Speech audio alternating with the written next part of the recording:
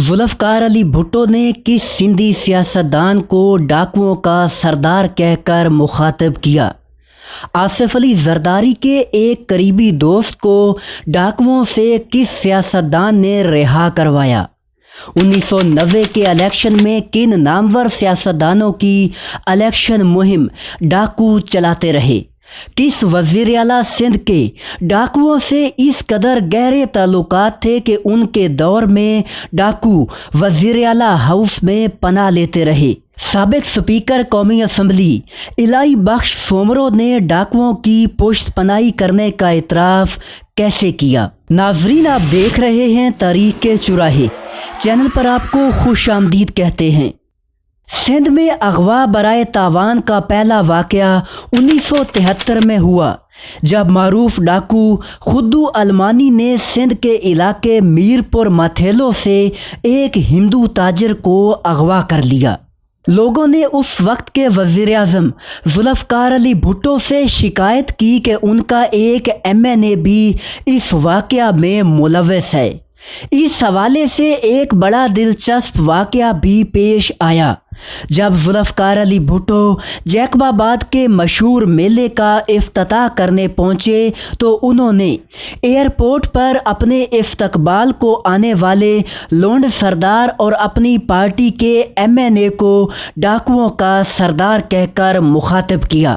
بھٹو نے جس MNA کو ڈاکوؤں کا سردار کہا وہ تھے سردار نور محمد خان لونڈ۔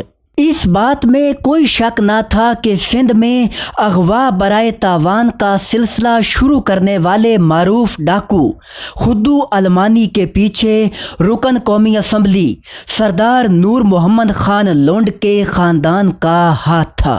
یہ سردار نور محمد خان لونڈ الیکشن 2024 میں حلقہ NA 198 گھوٹکی سے رکن قومی اسمبلی بننے والے سردار خالد احمد خان لونڈ کے والد تھے۔ ان کے ساتھ ساتھ کئی بار رکن قومی و صوبائی اسمبلی بننے والے اور پاکستان پیپلز پارٹی کے سینئر رہنما آغا طارق خان پٹھان بھی ڈاکوؤں کو مشکل کے وقت پناہ دیتے تھے۔ آغا طارق خان 1988 کے الیکشن میں کامیابی کے بعد بے نظیر بھٹو کی وفاقی کیبنٹ میں وزیر بھی رہے اور آپ موجودہ سیاستدان و سابق رکن سندھ اسمبلی آغا تیمور خان کے والد تھے۔ سندھ کے ڈاکوؤں کی پشت پناہی کرنے والوں میں وہاں کے پیر و گدی نشین بھی کسی سے کم نہیں۔ ڈاکٹر مبارک علی کی تحقیق کے مطابق 80 کی دہائی میں ٹنڈوالہ یار میں ڈکیتیوں اور اغوا کے کاروبار کا سب سے بڑا سرغنہ بچل پل تھا۔ بچل پل کا گاؤں ڈاکوؤں کی سرگرمیوں کا بڑا اور محفوظ مرکز تھا، جہاں کے قبرستان میں ڈاکو اکٹھے ہو کر زمینداروں کے نام بھتے کے لیے دھمکی آمیز خط لکھا کرتے۔ ڈاکو بچل پل کی سرپرستی سندھ کے معروف دربار پیر آف حالہ کا گدی نشین خاندان کرتا تھا۔ اسی خاندان سے مخدوم خلیق الزمان جب 1988 کے الیکشن میں حیدرآباد کے حلقہ NA 171 سے الیکشن لڑ رہے تھے تو تب ڈاکو بچل پل نے ہی انہیں وہاں سے جتوانے میں نمایاں کردار ادا کیا تھا۔ واضح رہے کہ مخدوم خلیق الزمان سینئر سیاستدان مخدوم محمد امین فہیم کے چھوٹے بھائی ہیں۔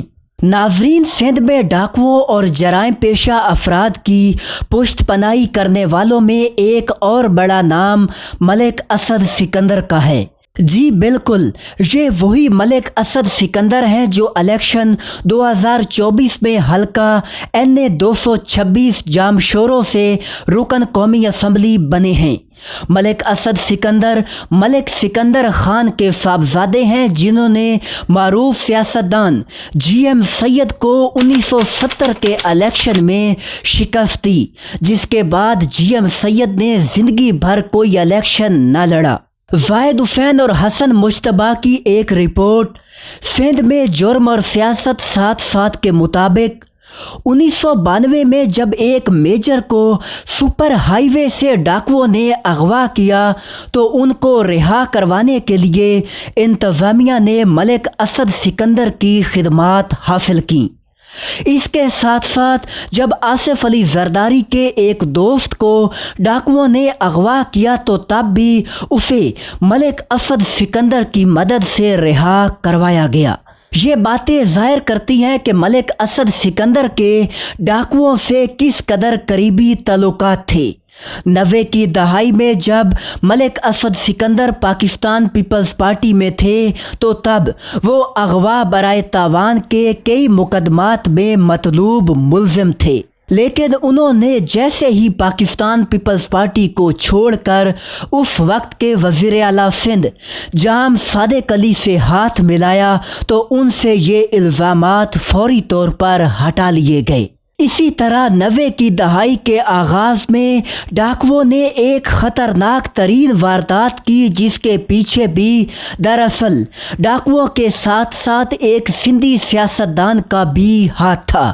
ہوا کچھ یوں کہ 20 جولائی 1992 کو لوگ سندھ کے علاقے پنو آکل میں موجود ایک روحانی گدی درگاہ بائی جی کی مسجد میں عشاء کی نماز ادا کر رہے تھے۔ اس وقت مسجد میں 70 کے قریب نمازی موجود تھے۔ اسی اثناء میں سندھ کے کچھ ڈاکوؤں نے اس مسجد پر حملہ کر دیا اور کلاشن کوف سے کھلی فائرنگ کی گئی۔ اس کے نتیجے میں لوگ وہاں سے بھاگ نکلے۔ 2 تو موقع پر جاں بحق ہو گئے جبکہ 28 نمازیوں کو اغوا کر کے ڈاکو کشتی میں بٹھا کر اپنے ٹھکانے پر لے گئے۔ ان 28 لوگوں میں درگاہ بائی جی کے گدی نشین میاں عبدالستار دھریجو بھی شامل تھے۔ ڈاکو دراصل مسجد سے اپنے ساتھ کل 36 افراد کو اغوا کر کے نکلے تھے اور وہ تقریباً دوڑتے ہوئے دریا کے کنارے تک پہنچے۔ اس سفر کے دوران جو تیز نہ بھاگ سکے ان 8 افراد کو ڈاکوؤں نے راستے میں ہی قتل کر دیا۔ 90 کی دہائی میں یہ سندھ کے ڈاکوؤں کی ایک خوفناک ترین واردات تھی۔ اس واقعہ کے حوالے سے امروٹ شریف دربار کے سجادہ نشین مولانا سراج احمد شاہ نے کہا تھا، اس واردات کا اصل مجرم MPA حاجی خان چاچڑ ہے۔ مقامی لوگ خوف سے اس کا نام لینے کی جرات نہیں کرتے مگر حقیقت میں وہی مجرم ہے۔ اس سندھی سیاستدان یعنی حاجی خان چاچڑ کی طرف سے ڈاکوؤں کی سرپرستی کسی سے چھپی ہوئی تو نہ تھی مگر اس واقعہ نے ان کے چہرے سے شرافت کا نقاب مکمل طور پر اتار دیا۔ 1990 کی الیکشن مہم کے دوران سندھ کے سیاستدانوں اور ڈاکوؤں کے درمیان دوستانہ تعلقات کھل کر سامنے آئے۔ زاہد حسین اور حسن مجتبیٰ کی رپورٹ سندھ میں جرم اور سیاست ساتھ ساتھ کے مطابق مخدوموں اور جاموٹوں کے درمیان انتخابی جنگ نے بھی ڈاکوؤں کی سرگرمیوں کو بڑھا دیا۔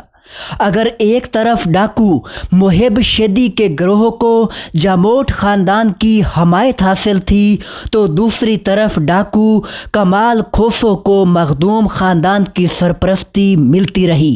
یہاں جاموٹ خاندان سے مراد معروف سندھی سیاستدان ذوالفقار علی شاہ جاموٹ، شفقت علی شاہ جاموٹ اور امیر علی شاہ جاموٹ ہیں، جبکہ مخدوم خاندان سے مراد مخدوم محمد زمان طالب المولا، مخدوم امین فہیم اور مخدوم خلیق الزمان ہیں۔